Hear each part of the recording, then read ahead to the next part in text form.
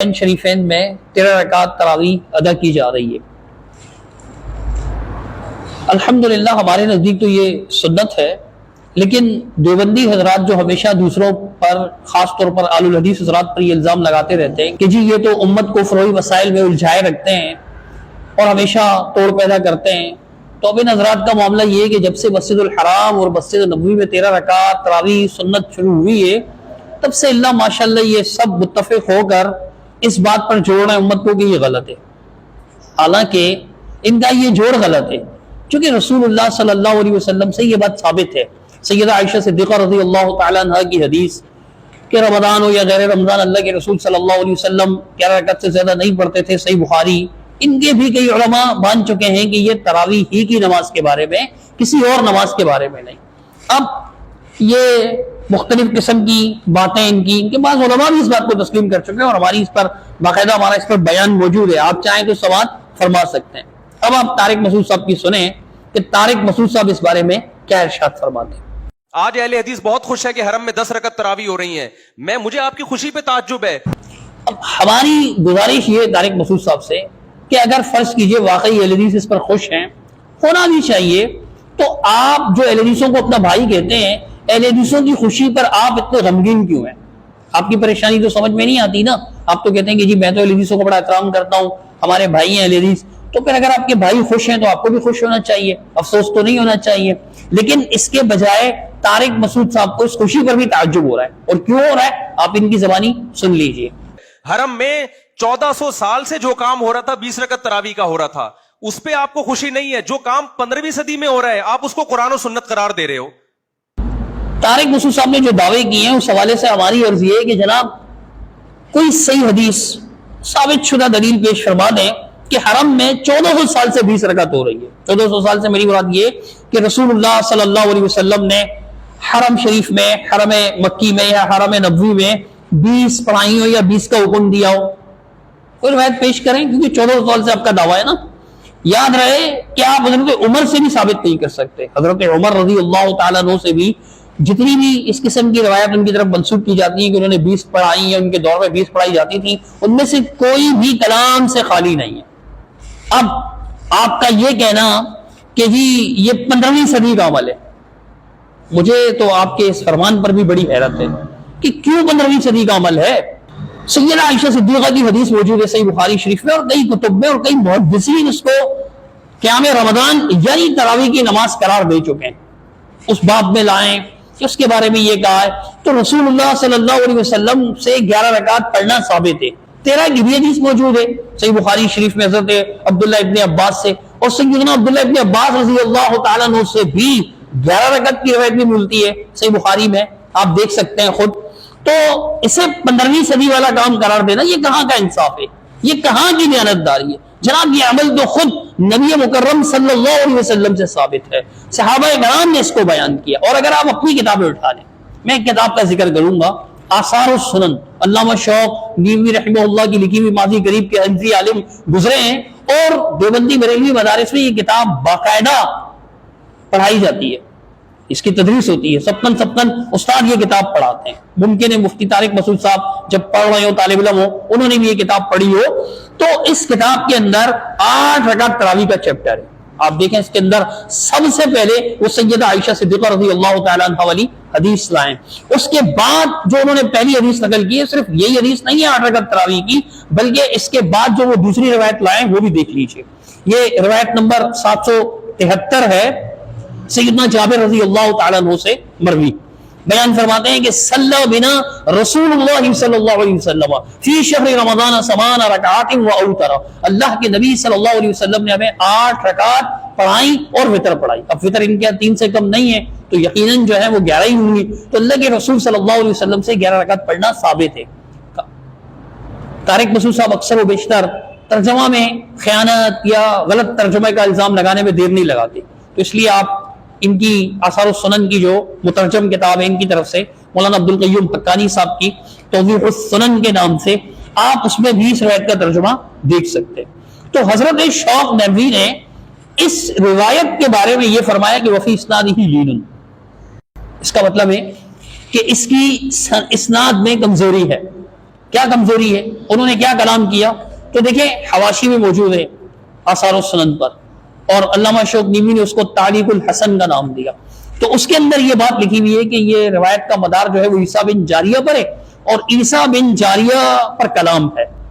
اس حوالے سے عرض ہے کہ ہمیں حضرت شوق نیوی کی اس بات پر حیرت ہے. اس کی وجہ یہ ہے کہ اسی کتاب آثار السنن کے اندر روایت نمبر 960 دیکھیں آپ, جو مکتبۃ البشرا کی ہے, اس کے مطابق 960 نمبر کی روایت ہے. نمبر میں فرق ہو سکتا ہے, لیکن آپ دیکھیں اس روایت کی سند کے بارے میں کیا کہا انہوں نے. اس روایت کو نقل کرنے کے بعد فرمایا رواہ ابو یعلا و اسنادہ صحیح.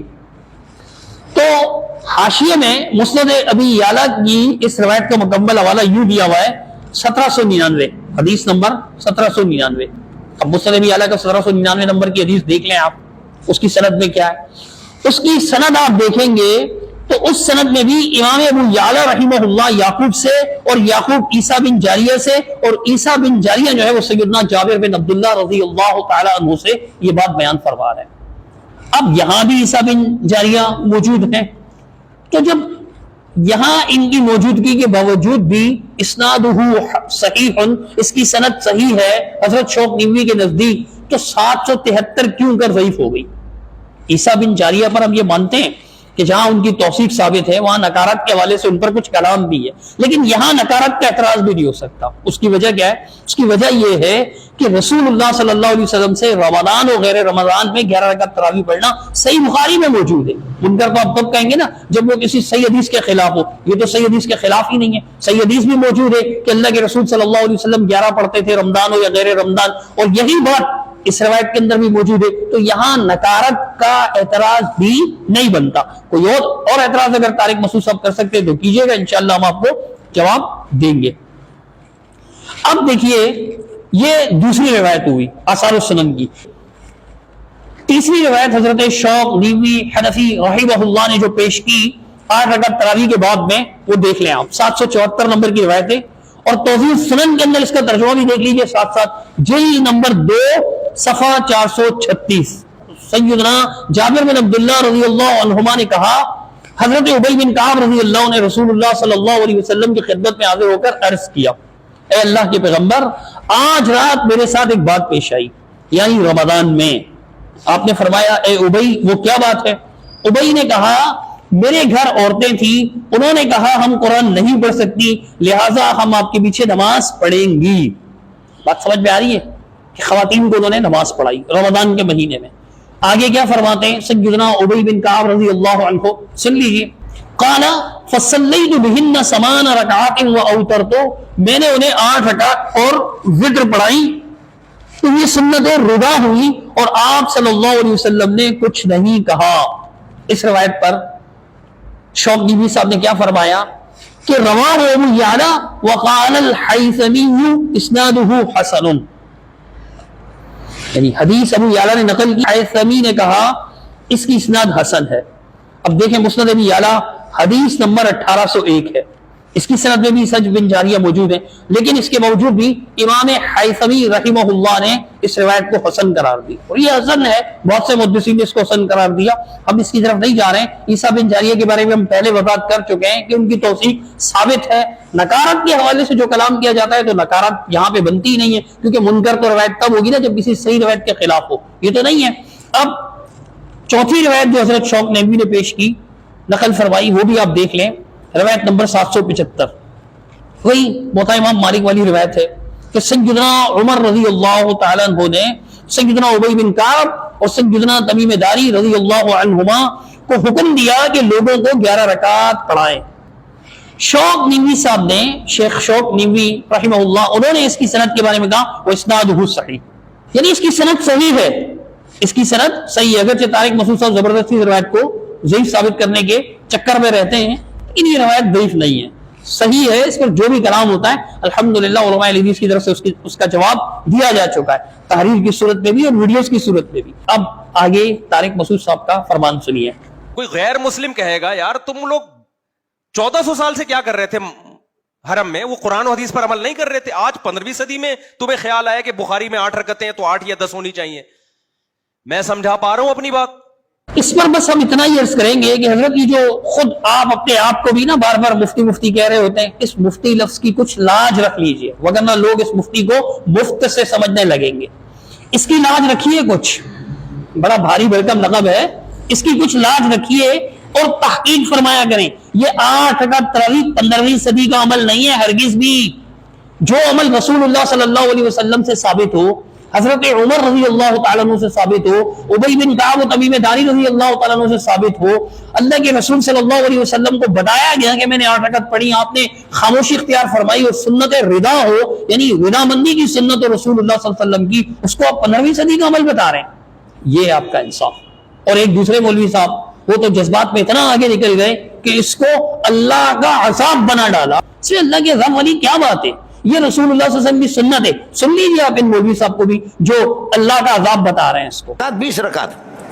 اب ہم پر خدا کا عذاب مسلط ہو گیا کہ مولوی بھی خاموش ہو گئے. میں ادھر بھونکتا رہا، لیکن اس سے کیا ہو گیا؟ ہم غریبوں کے بھونکنے سے اللہ کا عذاب ہو گیا ہم پر کہ حرم شریف کے اندر بھی ایک بے دین بادشاہ آ کر کے، بے دین نے، اس نے اللہ کا بھلا کر یہ کہ دست کر دیا. اب آگے سنیں طارق مسعود صاحب کیا ارشاد فرماتے ہیں. کوئی غیر مسلم کہے گا یار تم لوگ 1400 سال سے کیا کر رہے تھے حرم میں؟ وہ قرآن و حدیث پر عمل نہیں کر رہے تھے. آج 15ویں صدی میں تمہیں خیال آیا کہ بخاری میں 8 رکعتیں ہیں تو 8 یا 10 ہونی چاہیے. میں سمجھا پا رہا ہوں اپنی بات. اس کے جواب میں ہم اتنا ہی عرض کریں گے، ویسے تو غیر مسلم کو تو شاید اتنی فکر نہ ہو کہ آپ 8 پڑھ رہے ہیں یا 20 پڑھ رہے ہیں، لیکن اگر کوئی غیر مسلم پوچھ بھی لے آپ کا سبق سن کر تو ہم اسے سمجھا دیں گے کہ بھائی دین کی بنیاد قرآن و حدیث پر ہے. دین کے جو دلائل بیان کیے جاتے ہیں، قرآن، حدیث، اجماع، اجتہاد، ان میں یہ بیان نہیں کیا جاتا کہ حرم میں کیا ہو رہا ہے، مسجد نبوی میں کیا ہو رہا ہے. یہ نہیں، قرآن و حدیث اور اجماع اور اجتہاد یہ دین کے بنیادی یعنی مسائل مستنبط کرنے کے ماخذ ہیں، مراجع ہیں، ان سے دین اخذ کیا جاتا ہے. اور یہ جو 8 رکعت تراویح کا عمل ہے، اس کو جو 15ویں صدی کا بتایا جا رہا ہے، یہ 15ویں صدی کا ہرگز نہیں ہے. 1200 سال کا ریکارڈ موجود ہے کہ اللہ کے رسول صلی اللہ علیہ وسلم سے یہ ثابت ہے.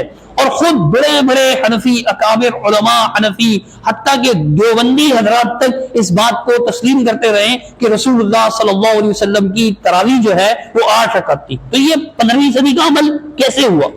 ویسے طارق مسعود صاحب یہ غیر مسلم صرف 8 اور 20 پر ہی سوال کریں گے. اب یہ بھی تو پوچھ سکتے ہیں نا کہ یار ہم لوگ حرم کی نمازیں دیکھتے ہیں، وہاں نمازوں میں جو ہے وہ آمین کہا جاتا ہے، آپ کیا نہیں ہوتا؟ یہ نہیں پوچھیں گے. غیر مسلم ہے حنفی ہیں کہ فقہ حنفی کے خلاف تو کوئی سوال نہیں پوچھیں گے. اب عربی جاننے والے بھی غیر مسلم بہت زیادہ ہیں، آپ کے تو علم میں ہوگا ہی. بیروت میں، لبنان میں، بہت سے عیسائی مصر میں عربی بڑی زبردست بولتے ہیں، تو وہ تو سمجھتے ہیں نا. وہ بولیں گے حرم شریف کے اندر جب اقامت کی آواز آتی ہے تو وہاں یوں کہا جاتا ہے اللہ اکبر اللہ اکبر اشہد ان لا الہ الا اللہ اشہد ان محمد رسول اللہ حی علی الصلاۃ حی علی الفلاح قد قامت الصلاۃ قد قامت الصلاۃ اللہ اکبر لا الہ الا اللہ. اور آپ کے یہاں جب کہا جاتا ہے تو بالکل اذان کی طرح کہا جاتا ہے. کیوں؟ یہ نہیں پوچھے گا آپ نے منع کیا ہوا ہے کیا؟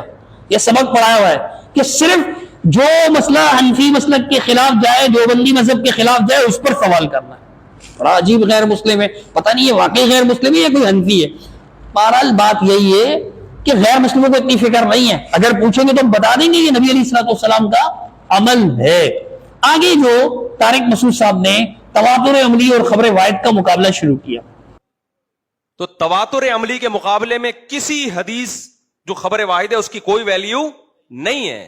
یا تو آپ حدیث کا مطلب غلط سمجھ رہے ہو یا وہ حدیث سند کے لحاظ سے ٹھیک نہیں ہے، اور اگر ٹھیک بھی ہے پھر بھی رد کیا جائے گا اس کو. اور یہ اسی میں نہیں، اکثر ایسا کرتے ہیں. اس کا جواب انشاءاللہ ہم ان کو الگ سے تفصیل سے دیں گے کہ خبر واحد کہہ کر جو آپ عوام کو یہ تاثر دیتے ہیں کہ گویا یہ کوئی الگ سی چیز ہے، ایسا نہیں ہے. خبر واحد کیا ہے، اس کی اہمیت کیا ہے، یہ انشاءاللہ ہم آپ کو قرآن و حدیث کے دلائل وہ بھی آپ کے بزرگوں کی کتابوں سے دکھائیں گے. اللہ تعالیٰ آپ کو سمجھ عطا فرمائے، اور یہ جو ہماری خوشی میں آپ غمگین ہو رہے ہیں آپ کے اس غم کو کم فرمائے.